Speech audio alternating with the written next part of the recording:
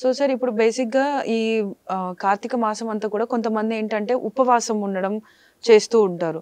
So ఇలా ఉపవాసం చేయడం వల్ల ఎలాంటి ఫలితాలుంటాయి? ఖచ్చితంగా మంచి ఫలితాలే ఉంటాయండి.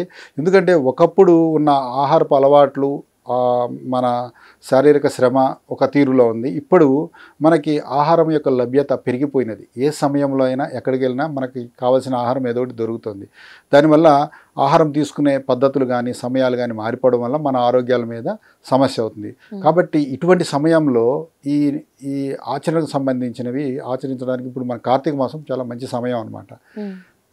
మనం 2 సార్లు లేకపోతే 3 సార్లు ఏదైతే అనుకున్నారో ఆ మీల్స్ని రెగ్యులేట్ చేసుకోవడానికి, అంటే సూర్యుడు ఉన్నప్పుడే భోజనం చేయడము, అంటే ఆ 2-3 మీల్స్ని సూర్యుడు ఉన్నప్పుడే భోజనం చేయడం, ఇలాంటి నియమాలతో తీసుకోవడం, అలాగే సోమవారం నాడు లేకపోతే పౌర్ణమి నాడు ఉపవాసం చేయడము, ఇవన్నీ మనకు ఒక నిగ్రహాన్ని ఇస్తాయి. అలాగే ఆరోగ్యంగా, అంటే ఉపవాసం ఉన్నప్పుడు మన శరీరంలో కొన్ని ఫ్రీ రాడికల్స్ కావచ్చు, కొన్ని వాటిని ఎరాడికేట్ చేసే రోగ నిరోధక శక్తి వ్యవస్థ ఉన్నది కదా, అలాంటిది యాక్టివేట్ అవ్వడానికి ఈ ఉపవాసం చాలా ఉపయోగపడుతుంది.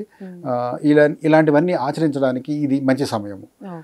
కొందరు తెలుసో తెలియకో వాళ్ళ పనుల వల్ల, వాళ్ళ అలవాట్ల వల్ల, హిందూ ధర్మం చెప్పిన నియమాలకు దూరంగా జరిగి ఉండవచ్చు.